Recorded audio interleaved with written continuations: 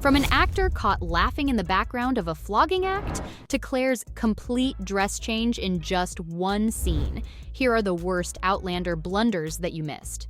For starters, not only does a camera show up during the filming process, but a dude casually goofs around in a scene that's supposed to be violent. This happens when Jamie Fraser has to give poor Alan Christie a good flogging for stealing. It's supposed to be a super intense moment, but guess what? You can quite clearly see a sneakily mounted camera in the background. Even a Redditor thought it was a tree at first, but turns out the production team just didn't notice this scene enough to take the equipment out before the final cut. But wait, there's more. Remember Chris Larkin, the actor who plays Richard? Well, you can see a blurry version of him in that scene too, except the guy's straight up smirking. Talk about breaking character. Guess Richard probably didn't get the memo that he was being filmed, and don't get me wrong, we all enjoy a good laugh, but sure as hell not during a gut-wrenching flogging scene, of course. Now, we could forgive the production team for this mistake, but this hasn't been the only time when a scene lost some of its mojo because of these blunders. I mean, remember the time Claire hurt an intruder with a fake knife? You see, in season 3, our beloved Sassenach is in her bed, sleeping like a baby. And right when you think it's going to be a peaceful night, a mysterious man barges into the room and launches a full-on attack on our girl. Thankfully, Mrs. Fraser's instincts come into action, and she whips out her trusty knife in no time. Now she warns him to back off, but when he repeatedly refuses, Claire has no choice but to take a big swing at him. And in a very chaotic sequence, the dude trips over and knocks himself out. Guess karma hit him early, am I right? But here's where things get a bit funny. Because if you watch the whole scene closely and pay special attention to Mrs. Fraser's weapon of choice, you'll notice something a little floppy about it. That's right, folks, the knife isn't your ordinary sharp blade, but it's actually a harmless rubber prop. And when she bravely waves the thing around in this scene, the blade actually wobbles like jelly. I mean, come on. They could have given her something even remotely solid here to raise the stakes. And while these props definitely needed some major makeover, even some of the historical facts in the show didn't exactly add up. Take the definition of insanity, for example. Going back to season 2, Jamie finds his name forged on a list of Jacobite fighters, and eventually decides to rally support for the cause. While he's talking about this with Claire, though, she drops a line saying, "They say the definition of insanity is doing the same thing over and over and expecting a different result." They say the definition of insanity is doing the same thing over and over and expecting a different result. Sounds profound coming from our Dr. Fraser here, right? Well, I hate to break it to you, but that phrase didn't exist back in the 1700s and sure as hell not in the 1940s either. Even the earliest known version of this idea was in the basic text of Narcotics Anonymous, which didn't get published until 1982. This means Claire shouldn't have known about this saying at all. I don't know about you guys, but these scriptwriters really need to brush up on their history, because this wasn't the first time they messed up their timeline. In season 1, too, they made the infamous witch trials happen, when they were never supposed to exist then in the first place. This error plays out in an intense episode when Lauhair gets Mrs. Fraser arrested for witchcraft, and even guileless Duncan ends up with her in a ditch while Mrs. Sassenach waits for her trial. It was during that roller coaster of a day when Duncan took the fall for her friend and was burned at the stake instead. Not only that, but we found out that she was a traveler from the past, just like Claire. So in a chaotic turn of events, it was normal to not see that the numbers didn't add up. You see, this is 1743 we're talking about, but the last witch executed in Scotland happened way back in 1707. Plus, the show also got their cultural history mixed up, because the witch trials used to be a thing for the Lowland Scots.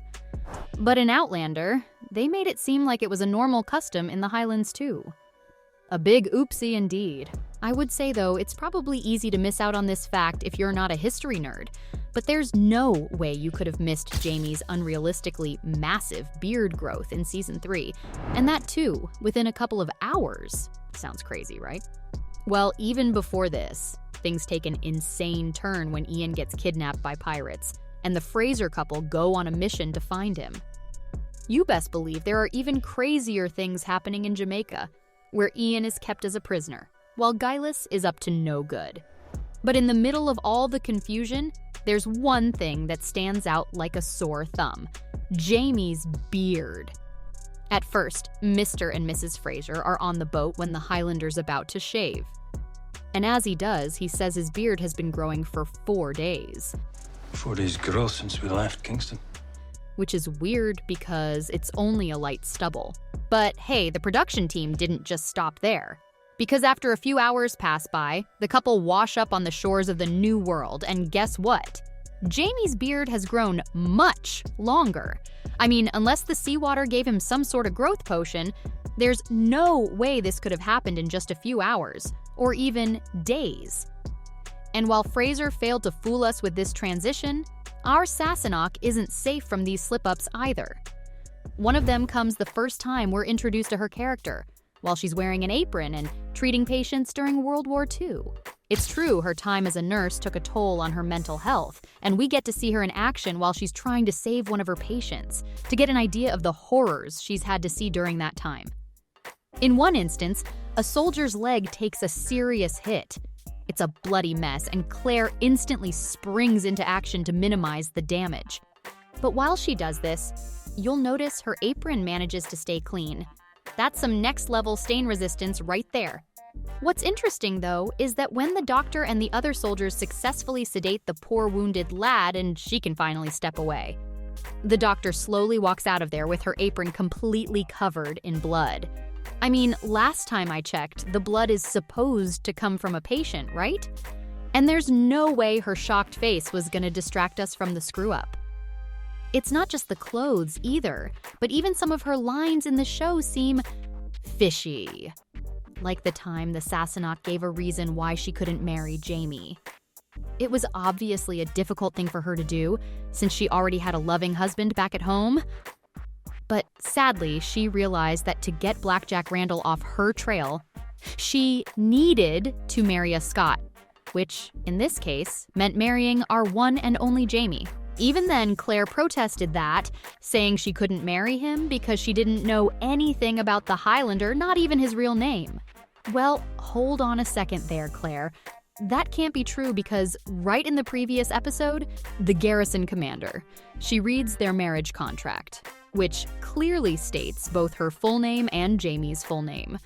Looks like the Sassenach had all the info she needed, but still played the dumb card. Can't blame her, though. Time travel can be confusing and memories tend to get a wee bit jumbled. But the question is, can clothes also get mixed up in just one scene? The answer is no. Because we all saw right through Claire's sudden wardrobe changes when she was only supposed to be wearing one. And it all happened in the very first episode of the show. Basically, when the English woman first travels through the stones, she's rocking an elegant white dress that hugs her body, styled with a belt and a pearl button at the neck. It was genuinely a real eye-catcher. That's why it was so evident when her dress completely changes as she finds herself running from soldiers and tumbles down a hill. It's like the Cinderella dress transformation, except backwards. Because her belt disappears, the fit becomes looser, and hell, even the neckline changes. Not to mention her hair goes from perfectly styled to the type you'd get after you've spent a good hour in the rain. So there you have it, from Claire's complete dress change in just one scene to an actor caught laughing in the background of a flogging act. These were the worst Outlander blunders that you missed.